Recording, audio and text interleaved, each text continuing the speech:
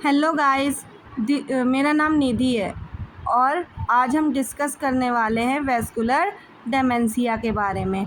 इसके अंदर हम पढ़ेंगे डेफिनीसन क्या होती है वेस्कुलर डेमेंशिया का, उसका कॉज होने का कारण क्या है, इसके साइन एंड सिम्टम्स क्या हैं, डायग्नोस्टिक इवैल्यूएशन क्या है और उसके प्रॉपर मैनेजमेंट क्या है। तो आइए वीडियो को शुरू करते हैं। सबसे पहले हम पढ़ेंगे डेफिनीसन ऑफ वेस्कुलर डेमेंशिया। तो इसके अंदर सबसे पहले हम पढ़ेंगे vascular dementia is a type of dementia caused by a reduced blood flow to a brain due to damage in a blood vessels. This lack of proper circulation lead to brain cell death with affect memory, thinking, reasoning and behavioral। यानी कि vascular dementia एक type है dementia का जो proper blood flow ना होने के कारण ब्रेन में कॉज करता है। जब ब्रेन के किसी पार्ट को ऑक्सीजन या न्यूट्रिएंट्स नहीं मिलते, यानी जब प्रॉपर तरीके से ब्लड ब्रेन में नहीं पहुंचेगा तो ब्लड का काम होता है ऑक्सीजन और न्यूट्रिएंट्स को, इम्पॉर्टेंट न्यूट्रिएंट्स को पूरी बॉडी में पहुंचाना। तो जब ब्लड ब्रेन तक नहीं पहुंचेगा तो प्रॉपर तरीके से ऑक्सीजन और न्यूट्रिएंट्स भी ब्रेन में नहीं पहुंचते हैं, जिसकी वजह से ब्रेन सेल्स डैमेज हो जाएंगे और हमारी मेमोरी, थिंकिंग और रीजनिंग पर असर पड़ेगा। क्लियर है। नेक्स्ट हम इसके देखिए, इस साइकिल में देखिए इसके कॉजेज़ क्या हैं। रिस्क फैक्टर या कॉजेज़ एक ही होते हैं, या तो फिर पेशेंट को किसी प्रकार का स्लीप डिसऑर्डर है, या फिर वो फिज़िकली एक्टिव नहीं है, या फिर पेशेंट स्ट्रोक की कंडीशन पे है, या फिर फिजियोलॉजिकल फैक्टर्स हैं, जैसे कि जिसमें से आपके डिप्रेशन है, या लो इंसीजर्स एक्टिविटी है, या लो सोशल एक्टिविटीज़ है, या फिर लो एजुकेशनल लेवल, या फिर स्लीपिंग डिस्टर्बेंस, या फिर नॉन कॉम्प्लेक्स जॉब, या फिर कार्डियोवैस्कुलर रिस्क है, जैसे कि डिसलिपिडीमिया यानी कि dysfunction of lipid in a blood, hypertension, high BMI, या फिर एएफ की कंडीशन है। यानी एएफ का मतलब होता है आर्ट्रियल फिब्रिलेशन। आर्ट्रियल फिब्रिलेशन एक ऐसी कंडीशन होती है, एक तरीके की कार्डियोवैस्कुलर कंडीशन होती है, जिसमें हार्ट की जो अपर पार्ट होता है उसमें उसकी जो रिदम होती है वो इनरेगुलर हो जाती है। नेक्स्ट डायबिटीज़ की कंडीशन में, या फिर प्रॉपर डाइट नहीं इनटेक कर रहा पेशेंट, या फिर उसको सेक्स और एज की प्रॉब्लम हो सकती है, या फिर उसको जेनेटिक फैक्टर्स से ग्रसित है। नेक्स्ट हम पढ़ेंगे sign symptoms of vascular dementia. कुछ तरीके के साइन, जैसे कि क्या क्या सिम्टम्स शो होंगे। सबसे पहले हमें कन्फ्यूजन शो होगा, नेक्स्ट स्लीपिंग इश्यूज शो होंगे, या फिर मेमोरी लॉस, या फिर मूड चेंजेस, ट्रीमर्स आएंगे, या फिर हमें बॉडी को बैलेंसिंग प्रॉब्लम भी क्रिएट हो सकती है। Next ट्रबलर्स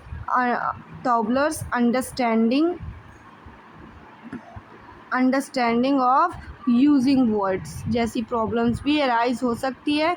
personality and behavioural changes भी आ सकते हैं। इनकॉन्टिनेंस की प्रॉब्लम भी हो सकती है, और ट्रबलर कंसंट्रेटिंग इन कंप्लीटिंग टास्क, यानी पेशेंट को अपने रोज़मर्रा के टास्क को कंप्लीट करने में भी प्रॉब्लम्स क्रिएट हो सकती है।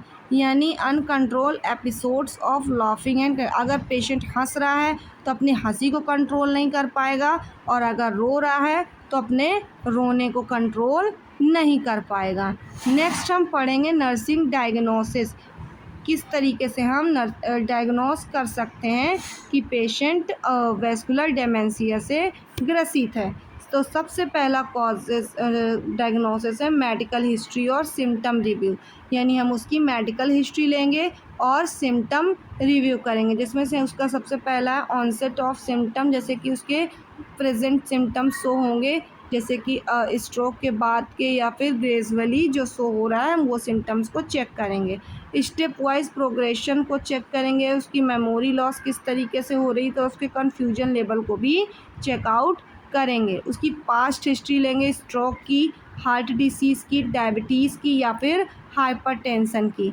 हम उसके फैमिली में भी देखेंगे कि किसी प्रकार का डेमेंशिया और वैस्कुलर डिसीज़ से कोई व्यक्ति ग्रसित तो नहीं है। नेक्स्ट हम पढ़ेंगे फिज़िकल एंड न्यूरोलॉजिकल एग्ज़ामिनेशन। इसमें हम ब्लड प्रेशर चेक करेंगे, हार्ट के सारे फंक्शंस चेक करेंगे, साइंस ऑफ वैस्कुलर डिसीज़ भी चेकआउट करेंगे, न्यूरोलॉजिकल साइन भी चेक करेंगे, जिसमें वीकनेस, पेशेंट को स्पीच प्रॉब्लम तो नहीं है, उसका मतलब बैलेंसिंग इशू तो नहीं है, उसका बॉडी का पॉस्चर, मूवमेंट, स्ट्रक्चर तो सही है या नहीं, उसके रिफ्लेक्सेस सही है या नहीं है, मसल स्टोन कैसा है, कोऑर्डिनेशन सही है या नहीं है, और उसके सेंसरी फंक्शंस सही से काम कर रहे हैं या नहीं कर रहे हैं। नेक्स्ट हम उसके कॉग्निटिव और न्यूरो साइकोलॉजिकल टेस्ट करेंगे, जिसमें से हमारा सबसे पहला टेस्ट होगा मिनी मेंटल स्टेट एग्ज़ामिनेशन। इसमें हम पेशेंट का मेंटल स्टेटस चेक करेंगे, मॉन्टेरियल कॉग्निटिव असेसमेंट करेंगे और मेमोरी का टेस्ट करेंगे, रीजनिंग टेस्ट करेंगे, प्रॉब्लम सॉल्व कर पाता है कितना मतलब प्रॉब्लम सॉल्व कर पाता है या नहीं कर पाता, ये सारी चीज़ें चेक करेंगे और उसका अटेंशन चेक करेंगे और उसकी लैंग्वेज में बोलने का तरीका चेक करेंगे।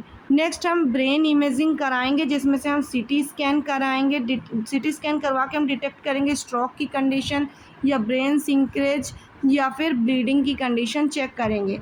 हम एमआरआई करा के हम उसका sensitive small blood vessels disease को चेक करेंगे या फिर साइलेंट स्ट्रोक या फिर वाइट मैटर को चेक करेंगे। ड्रॉपलर अल्ट्रासाउंड कराएंगे, जिसमें हम blood flow in neck carotid arteries को चेक करेंगे, यानी ब्लड फ्लो हो रहा है सही से या फिर नहीं हो रहा है। नेक्स्ट हम कुछ लेबोरेटरी टेस्ट करवाएंगे, जिसमें से हमारे ब्लड टेस्ट होंगे या जिसमें से हम उसमें चेक कराएंगे थायराइड डिसीज़ तो नहीं है किसी प्रकार की पेशेंट को, या फिर विटामिन B12 की डेफिशिएंसी तो नहीं है, कमी तो नहीं है, इन्फेक्शन तो नहीं है किसी प्रकार का पेशेंट को, या उसको किसी प्रकार की मेटाबॉलिक इश्यू तो नहीं है। हम उसका कोलेस्ट्रॉल लेवल चेक करेंगे, ब्लड शुगर चेक करेंगे और क्लॉटिंग टेस्ट करेंगे कि उसको क्लॉटिंग टेस्ट यानी कितनी से कितनी देर में उसका ब्लड क्लॉट बन रहा है, यानी उसको चोट लगने पे कितनी देर पे उसका क्लॉटिंग टाइम क्या है,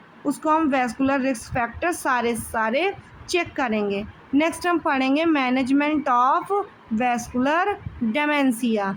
तो सबसे पहला हम पढ़ेंगे लाइफस्टाइल मॉडिफिकेशन। हम लाइफस्टाइल में सी कौन सी मॉडिफिकेशन करें जिससे हम वैस्कुलर डेमेंशिया को कंट्रोल कर सकते हैं। तो सबसे पहले हम हेल्दी डाइट लेंगे, जिसमें हम नमक की मात्रा कम लेंगे, फैट कम कंज्यूम करेंगे, रिच मात्रा में फ्रूट्स, वेजिटेबल और होल गेंस को इनटेक करेंगे। रेगुलर फिजिकल एक्सरसाइज करेंगे, जिससे हमारा सर्कुलेशन इम्प्रूव होगा और हार्ट हेल्थ भी प्रॉपर रहेगी। स्मोकिंग को अवॉइड करेंगे और अल्कोहल इनटेक को कम करेंगे या फिर प्रॉपरली अवॉइड भी कर सकते हैं। हम हेल्दी वेट को मेंटेन करेंगे। मेडिकेशंस हम कौन कौन सी लेंगे, जिसमें से हम सबसे पहले मेडिकेशंस लेंगे ब्लड प्रेशर कंट्रोल करने के लिए, जिसमें हम लेंगे एंटी हाइपरटेंसिव ड्रग। कोलेस्ट्रॉल को हम कम करने के लिए स्ट्रेन रिड्यूस आर्टेरियोस्क्लेरोसिस यानी इसमें हम स्टैटिन्स लेंगे, यानी डायबिटीज़ को कंट्रोल करने के लिए हम इंसुलिन लेंगे। और ब्लड थिनर, ब्लड अगर हमारा मोटा है तो उसको हम ठीक करने के लिए या एंटी प्लेटलेट्स हम लेंगे, जिसमें हमारा एस्पिरिन है या क्लोपिड्रियोजियल है, एंटी कोगुलेंट फैक्टर्स हैं, ये हमारे ब्लड क्लॉट को प्रिवेंट करेंगे। क्लियर है, और हमें न्यू स्ट्रोक से भी बचाएंगे। कॉग्निटिव इन्हेंसर्स हम लेंगे, जिसमें हमें जो कि हमें डॉक्टर्स प्रिस्क्राइब करेंगे, जो कि अल्जाइमर डिसीज़ के लिए अलग होते हैं, और या फिर हम जो कि हमें मेमोरी और थिंकिंग प्रोसेस को ठीक करने में हेल्प करेंगे। नेक्स्ट हम एंटी डिप्रेसेंट और एंटी साइकोटिक ड्रग यूज़ करेंगे, जो कि हमारे मूड चेंजेस में, डिप्रेशन में और एजिटेशंस को कम करेंगे। नेक्स्ट हमारा मैनेजमेंट या रिस्क फैक्टर के लिए है, जैसे कि treat heart disease. Heart disease को ट्रीट करने के लिए हम ट्रीट करेंगे। Monitor and control blood pressure, हम time to time blood pressure को मॉनिटर करेंगे और अगर ज़्यादा आ रहा है तो उसको प्रॉपरली कंट्रोल करेंगे। ब्लड शुगर को कंट्रोल करेंगे और कोलेस्ट्रॉल लेवल को भी कंट्रोल करेंगे। रेगुलर चेकअप्स करेंगे और प्रिवेंट करेंगे फर्दर स्ट्रोक से। नेक्स्ट हम रिहैबिलिटेशन और सपोर्टिव केयर प्रोवाइड करेंगे, जिसमें से हमारा ऑक्यूपेशनल थेरेपी प्रोवाइड कराएंगे, स्पीच थेरेपी प्रोवाइड कराएंगे, फिजियोथेरेपी प्रोवाइड कराएंगे, कॉग्निटिव ट्रेनिंग प्रोवाइड कराएंगे, ग्रुप सपोर्ट प्रोवाइड कराएंगे, काउंसलिंग प्रोवाइड कराएंगे। ठीक है, जो कि ऑक्यूपेशनल थेरेपी पेशेंट को डेली एक्टिविटीज़ को अडॉप्ट करने में हेल्प करेगी। स्पीच थेरेपी उसकी स्पीच और लैंग्वेज के इफ़ेक्ट को कम करेगी। फिजियोथेरेपी पेशेंट की मोबिलिटी बैलेंस को ठीक करेगी और उसको स्ट्रेंथ प्रोवाइड कराएगी। कॉग्निटिव ट्रेनिंग उसकी सब मेमोरी और प्रॉब्लम सॉल्विंग को ट्रीट करेगी और उसको सपोर्टिव थेरेपी और काउंसलिंग उसको for parents and care giver, जिससे कि उनको घबराहट ना हो और वो किसी प्रकार का इरिटेशन भी उनके दिमाग में ना आए। हम प्रोग्रेशन को कंट्रोल करने के लिए हम स्ट्रिक्ट कंट्रोल इन वेस्कुलर रिस्क फैक्टर, हम स्ट्रिक्टली हम कंट्रोल करेंगे वेस्कुलर रिस्क फैक्टर को। हम ट्रीटमेंट से पहले अगर early treatment of mini stroke, हम सबसे पहले ट्रीटमेंट कराएंगे मिनी स्ट्रोक्स का ऑफ हार्ट कंडीशन, और जो भी हमें किसी प्रकार की भी हार्ट कंडीशंस एराइज हों। Consistent follow up and health care professionals, हम जितने भी मतलब नियम बनाएंगे हमारे हेल्थ केयर प्रोफेशनल्स, हम उनको step by step properly follow up करेंगे। तो थैंक यू। आज के वीडियो में इतना ही। आज हमने वैस्कुलर डेमेंशिया में बहुत कुछ सीखा, तो आज के वीडियो को हम यहीं पे समाप्त करते हैं। अगर आपको ये वीडियो ठीक लगी हो तो वीडियो को लाइक करें, चैनल को सब्सक्राइब करें और बेल आइकन को प्रेस करें। Thank you.